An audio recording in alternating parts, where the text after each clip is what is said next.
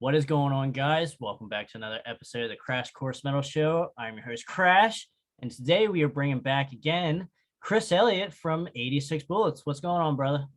Hey, how you doing, man? Good, Good to good. see you. So today we are going to be bringing you another episode, all killer, no filler albums. So we each brought one, so we'll have a total of two here for you guys.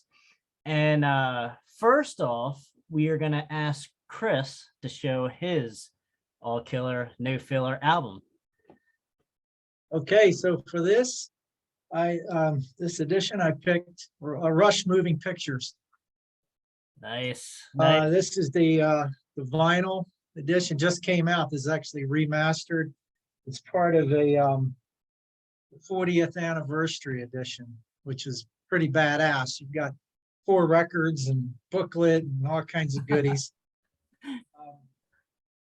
This album to me is it's about as close to perfection as you can get. Okay. I mean, you start off strong. Tom Sawyer, the lead off track. I mean, the only thing, you could say that's overplayed, which it probably is, but it's still a great song and some, just amazing musicianship. Obviously, you got Red Barchetta, another amazing track. You got YYZ, which for a long time I thought was YYZ. Right. Yeah. Yep. Yeah. I thought then Limelight, another strong. That was a single. There were a lot of singles on here, really. Well, there's only 7 tracks on this album. Right. Yeah. We have discussed that before. Is that you tend to the less tracks, the more opportunity that there's going to be all killer and no filler, right? Exactly. Because got less chance to have a crappy song and that kind of thing. I prefer shorter albums myself too, because I don't have much of an attention span for 15 songs anymore. I really don't. Yeah. Unless they're just I agree with you with that. Yeah. So the odds are you're going to have a better record with less. Moving on to side 2, The Camera Eye, which is probably the longest song. It is the longest song on the record. And another amazing, very proggy track. Witch Hunt. It's just got an amazing riff to it, great groove. Portrays the words so well too. That's one thing that needs to be mentioned. You've got these great songs, and they all reflect the lyrics a lot. Like Witch Hunt does a great job with that. Vital Signs is the last track. It's probably the one that is pushing more into it's foreshadowing what they were going to do with Signals and more Signals, Grace Under Pressure, in that direction. It's a little bit reggae-ish. It's got that some of that influence. I can see that. Yeah. I like that comparison there. I never thought of it like that, but yeah, I can see that. Yeah. And they were pushing into new boundaries. They were getting a little bit, they were still proggy on this record, but they were condensing things to a little more to the point, I guess. It was shorter songs, other than The Camera Eye, which is an epic, longer song. But you get these arrangements that are really tight. The playing is phenomenal. The production is great. This came out in 1981, early 81. It was produced by the band and Terry Brown. The other thing to mention too is you've got on the back, which you showed from your vinyl, it's a little smaller picture on here, but I love the triple entendre of this album, the name of the album. You've got moving pictures 3 different ways, right?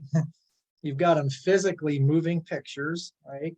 You've got people weeping and showing emotion, so the pictures are moving in that regard. And then you have the filming going on, which is another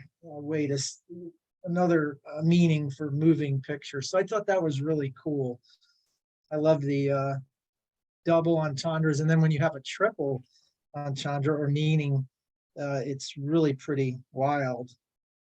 Yeah, it's always so like that's something Yeah, to go ahead. look at. Something to look at, definitely. Like, what is that, like, extra meaning while you're looking at the album covers when you're listening to the music? Always entertainment, so to speak. I agree Right. with you.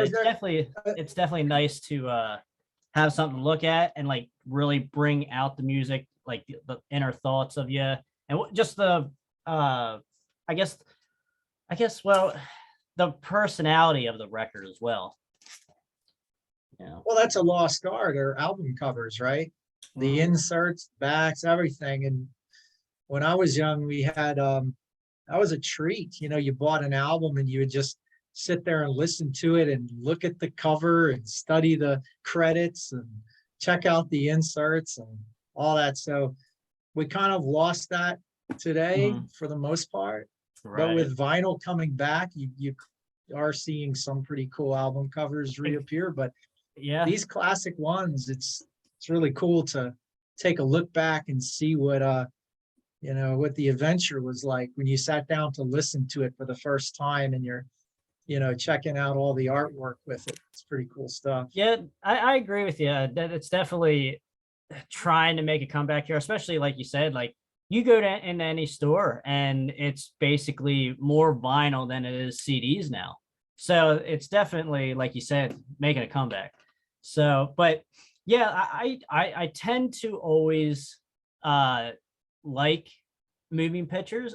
So it, like you said, it did come out in 81. It did go 5 times platinum as of now, last I looked. So definitely a success for the band. And like you said, they're a little bit shorter as far as it's nothing like 2112. Just real long progressive stuff. Now it is very progressive in the sense, very keyboards and such like that, but nothing like they did in the mid to late 80s.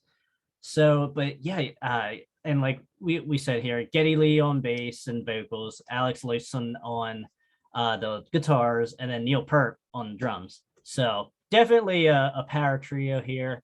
But like I said, I do have like probably I have at least 10 of Rush's albums out of their catalog.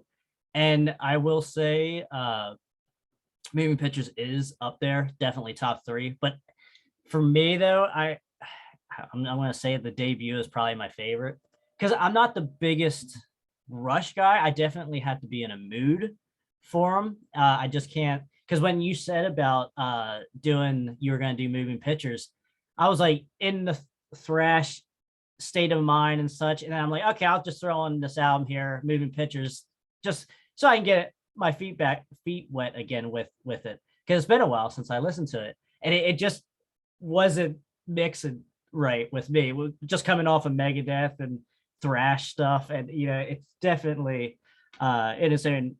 I got to be in the mood for it. So, but it's still a great album though, nonetheless. It obviously went 5 times platinum, so you can't argue with that too much. So, but yeah, no, I agree. Well, the thing with I kind of don't look at genre that much when we do these things.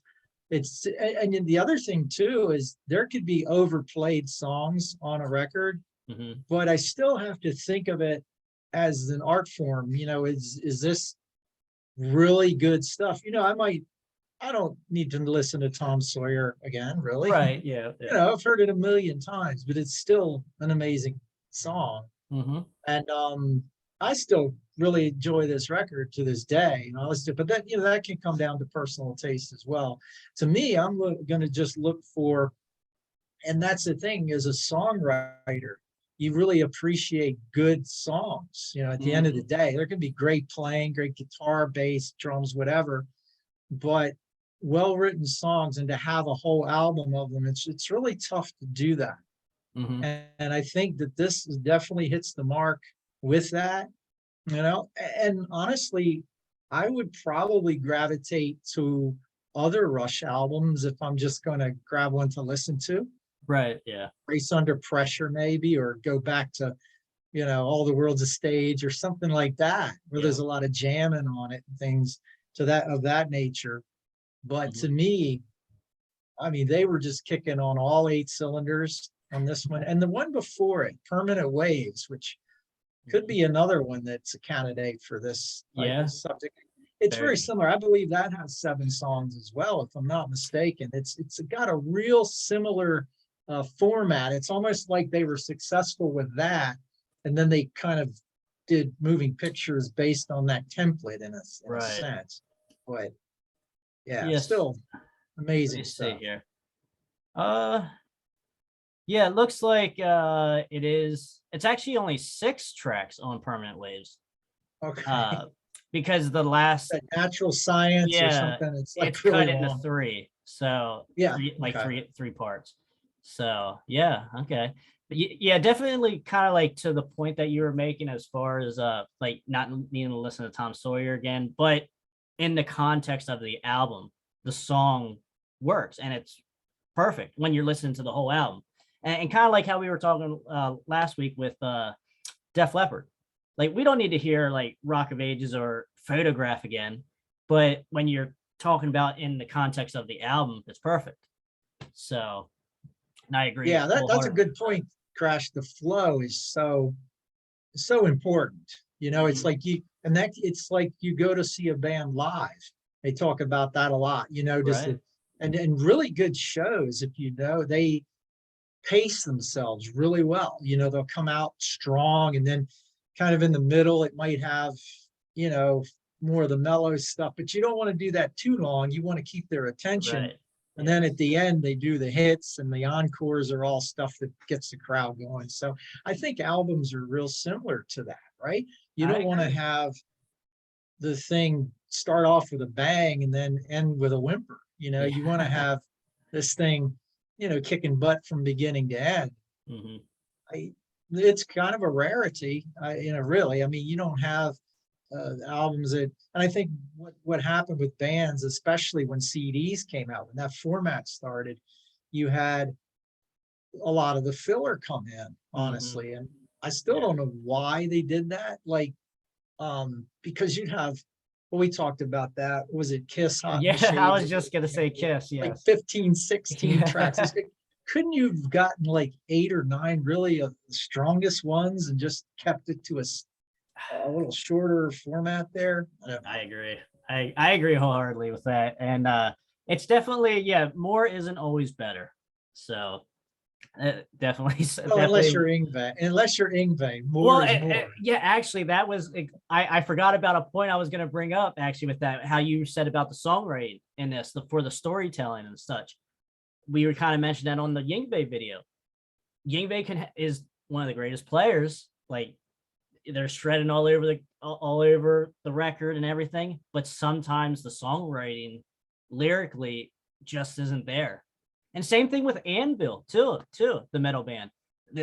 Musically, they're really, really good, but lyrically, sometimes like I get lost and I'm like, what are we kind of singing about here? You know, that kind of thing. And it's just real simple lyrics and such. And that's the charm of Anvil though as well. But definitely I'm on your side with that. Definitely the songwriting, it needs to take you somewhere. It has to be entertaining as well. So yeah, I agree. It's a good choice. Moving Pictures is a good choice. Like I said, not my favorite, but probably their most well-known album, I would say. So, but all right. So anything else you want to say about Moving Pictures? Not really. Okay. I think we pretty much said it all. You know, it's amazing production. The musicianships, you know, they're at the top of their game. And what more can you say? Certainly. Yeah, yes, and I agree with you on the Limelight. That's probably my favorite song off the album, Limelight. Yeah, it's a good track. Very, very cool. So I guess without further ado, I'll show you my All Killer No Filler album here, and that will be Megadeth's Rust in Peace, 1990. So, you know, you got classically Dave Mustaine on it. Nick Menza, I believe, on the drums here. Marty Freeman and Dave Ellison on bass. So 1990 did go platinum as last I checked here today. Single platinum. So definitely you got this from 1988, you know, you got pretty much a split up of the band a little bit. You got some new members coming in here from So Far So Good So What. Definitely, I think that the previous album here was kind of one of their weaker ones of the classic era Megadeth. And definitely them coming back with this is beautiful. So it definitely, and I'd seen here Martin Popoff, who we had on the show 6 months or so ago. He has, rest in peace, ranked in his top 500 metal albums, I believe at number 11. So that's definitely high praise from one of the, great rock and roll journalists and critics and such. So, and I'm right there with him. It's definitely one of my favorite Megadeth albums. So we will jump in here. I obviously, you got the 1-2 kick here. First two tracks, Holy Wars and Hangar 18. Does it get much better than that especially on a thrash album? I don't know. Just the opening guitar riff of Holy Wars is beautiful. It just that first minute 90 seconds, it doesn't get much better, I think. So, and obviously the cover art here. It's right up there with Peace Cells album cover. I think I like it better than Peace Cells, but I can go either way. So, you got Take No Prisoners, very good song. Five Magic, fourth track, you coming in here, kind of changes the pace just a little bit here in the first minute of the song. And then Poison Was the Cure, fifth track. I would say it was probably the weakest song on the album, but still makes my cut onto the iPod. And then my two personal favorites on the album here, Lucretia and Tornado of Souls. I think what I like about these two songs, obviously the Lucretia laugh at the beginning of the song is pretty cool. And even the songwriting, like we're talking about, the story, like sneaking up into his grandma's attic, like it's just really weird. Like it's just weird song. It's just weird lyrically, but very entertaining and very cool at the same time. But I think why I like these two songs, Tornado of Souls and Lucretia, so much, the solos in them. Back and forth solos are just beautiful. Very technical too. And that's something I want to ask you at the end of the song list here. And then you got Dawn Patrol. Oh my gosh. That I always loved this song. Because I like to play on bass once in a while and such. And that was like a beautiful song for bass. I absolutely love it. And once again, you have bass and drum and Dave singing in a post-apocalyptic world. And it's 2 minutes, maybe a little over 2 minutes, and it's entertaining as hell. It just beautiful, just great songwriting on this album all the way around. And then final track of the original version of the album, Rust in Peace, Polaris. Just a thrasher of a song. Very cool. Talking about warheads and such. And then on the bonus here, the bonus disc, it does have a unreleased track, My Creation, which is kind of just, I think it's really good too for a bonus track. It's short, it's on the shorter side, but it's just talking about Frankenstein, creating Frankenstein and such like that. Really cool. But man, for me, but I did want to ask you about the technicality of this album from where Megadeth was previous, especially So Far So Good So What. I think they bringing in like Marty Freeman and such. This is very technical for Megadeth. Anything you want to elaborate on that? Yeah, well, I think the production of that record is really good, especially compared to the earlier stuff. Right. And that will accentuate the progginess and the technicality more because you can hear it. Yeah. I think Slayer said that's a good point. That's a good point. Kerry King said that about Slayer too. He's like, people said to him, I think it was around Rain and Blood, is like, wow, you guys are really technical and all that. He said, we were doing that all along, but you couldn't hear it before because the mixes were so crappy. Right. And all muddy. But yeah, that you really hear that. But Marty Friedman's a monster. He came in and very technical player. Right. very schooled. Just, I mean, it just the chemistry was amazing as far as, I mean, Mustaine was on fire as far as his riff writing. Yeah. I mean, you can't, it's like you can't really say much bad about it at all. I mean, the only, I could say Dawn Patrol to me is probably the weakest track, because there's not really any guitar in it. Right. Yeah. At the end, I think they hit like a E chord or something, Yeah. but it does flow with the record really nice. It's a good track, you know. But man, it's such a good album. That was a great pick, by the way. I mean, Thank that's you. like a Yeah. masterpiece. You know, if you write It an is. album like that, you could probably retire and be done and just figure your life's work is fulfilled. It's so good. But yeah, it's a very technical album. Mhm. But you know, sometimes technical albums can be hard to listen to, you know, Yes. because they're just so technical, they go over your head and that kind of thing. But Mhm. this one just ropes you in, and it's, you know, it's interesting, just keeps your attention, you know, and it's hooky too. There's a lot of hooks, but it's Oh yeah. heavy as hell, man. It's really Yes, it is. still brutal, and it's, you know, it's got a good edge to it as well. Anger, you can hear Mustaine's anger in these Oh yeah. tracks really well. He's on fire, you know. So And certainly not as raw as I would say as Peace Cells, but certainly because that's always the album that you hear back and forth between the two. And I think I used to always like Peace Cells when I was younger, more so. But as time goes on, you can't argue with how great everything is on this album. Like you can go down the line, the vocals to songwriting to solos, just everything is just perfect on this album. And not saying anything bad about Peace Cells either.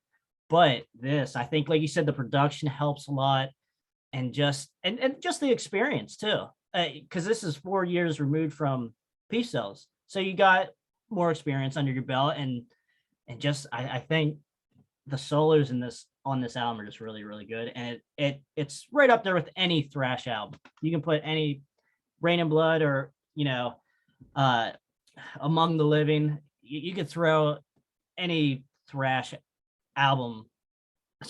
Master of Puppets. I'll take this over Master of Puppets any day of the week. But yeah, so that's definitely my all killer, no filler is Rust in Peace. So and Chris's was Moving Pictures as well, which was a great pick as well. Definitely 5 times platinum, can't argue with that at all. And definitely helped move the progressive rock and metal to a whole nother level as well. So definitely. yeah, and it also it brought it to the radio. Yeah. You know, I mean, Tom Sawyer was a huge hit.